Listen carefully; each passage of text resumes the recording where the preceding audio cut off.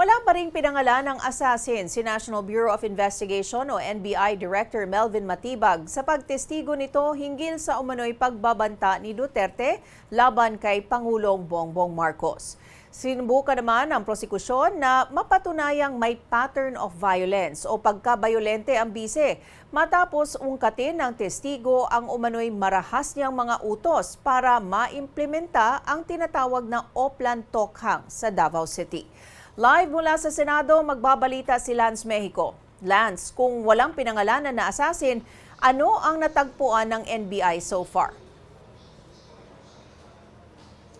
Medyo may persons of interest na raw yung NBI sa posibleng hitman na sa posibleng makapagtuturo doon sa hitman na umano'y kinontrata ni Vice President Sara Duterte para patayin si Pangulong Bongbong Marcos. Nang tanungin ni Lead Prosecutor Jinky Luistro kung ano ba exactly yung mga taong ito, sinabi ng testigong si NBI Director Melvin Matibag na sila yung mga posibleng naroon noong nangyari yung sinasabing pangongontrata pero hindi raw nangangahulugan na sila na mismo yung assassin. Gayunpaman, paliwanag ni Matibag, hindi nila pwedeng isiwalat ang pagkakakilanlan ng mga ito para hindi makompromiso ang investigasyon. Aniya, posibleng malagay sa alanganin ang seguridad ng kanilang mga informant kung basta-basta na lang maglalabas ng impormasyon ng NBI.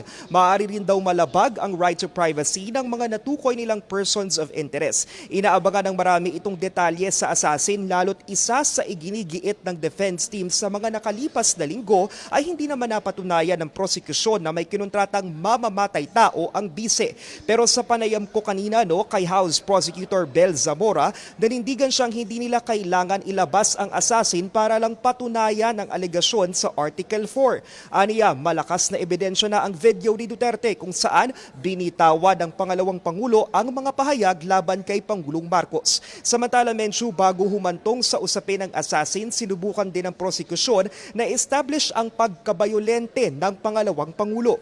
Una riyan ang pagplay ng video kung saan makikita ang bise na nanuntok ng isang tauhan ng korte noong 2011 kung kailan nanungkulan siya bilang Davao City Mayor. Pero pinaka-nagtagal ang debate ng prosekusyon at defense ng ungkatin ni Matibag. Ang umano'y affidavit ni Arturo Las Cañas ang nagpakilalang miyembro ng tinatawag na Davao Death Squad. Si Las Cañas ay retiradong pulis mula sa Davao at testigo sa International Criminal Court kaugnay ng drug war ng Duterte administration. Ani Matibag, nakakuha ang NBI ng affidavit na yan at bahagi ito ng kanilang mga sinusuring ebidensya. Affidavit na yan ay atin pong nakita at inilalarawan po at sinasabi nitong ni Arturo Las Cañas na ang Vice Presidente mismo ay kasama doon sa Oplan Tokhang, isa sa mga arkitekto ng Oplan Tokhang.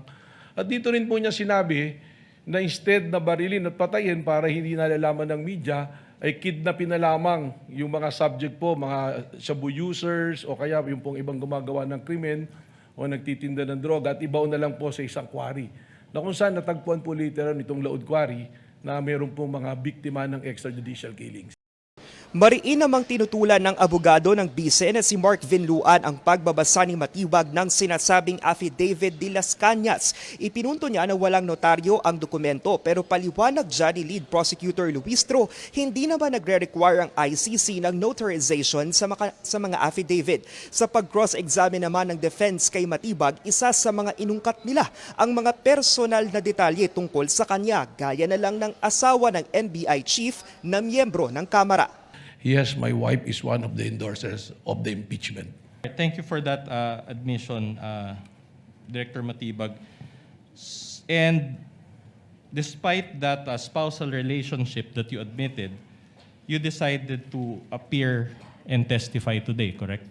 My decision to be a witness is by virtue of a subpoena issued by the Honorable Court and by invitation of the Committee on Justice for the Prosecution.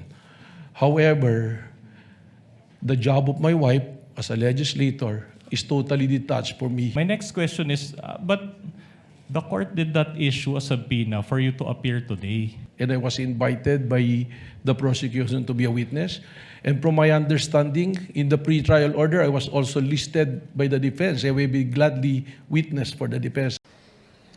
Mention sa cross-examination pa rin kay Matibag tinanong ni Vinduan si Matibag kung hindi ba premature yung kanyang testimonya ngayon gayong hinahanap pa rin daw ng NBI yung umano'y mamamatay tao na kinausap ng bise. Ang sagot ng testigo, hindi dahil malinaw naman na galing yung mga pahayag ng yon mismo sa vice-presidente. At yan muna yung latest dito sa Senado. Balik sa iyo, Menchu. So Lance, ngayong tumestigo na si Matibag, ano ang susunod na aabangan? Mention sa ngayon ay ipinagpaliban pa yung cross-examination ng defense team matapos katigan ni Presiding Officer Cheese Escudero yung hiling ng abogado ng pangalawang Pangulo. Nagsimula na rin na magtanog yung mga senator judges. So aabangan natin bukas kung matutuloy yung pagsusuri ng Article 1 na nakasentro sa maling paggamit ni Duterte ng kanyang confidential funds, gayong ipinagpaliban pa sa ngayon yung cross-examination ng defense. At yan muna ang latest dito sa Senado. Balik sa iyo, Menchu. Maraming salamat, Lance Mexico. Nagbabalita ng live mula Senado sa Pasay City.